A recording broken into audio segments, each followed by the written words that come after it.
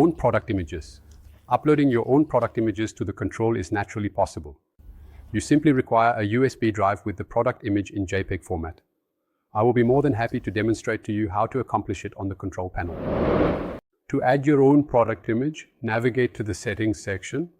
Then within the Settings section, click on the Product Images button. To insert your own product image, press the plus button.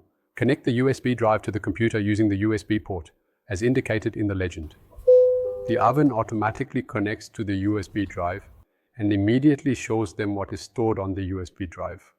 At this point, you can select the image you desire, then press the check mark, and the oven will proceed to import the chosen image into its system.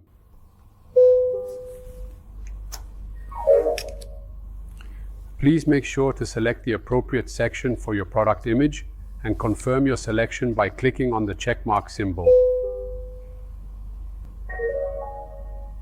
Now they are able to see in the list that they have added a brand new custom product image. In order to exit the custom product images, they should press the home button and they will be taken back to the home screen.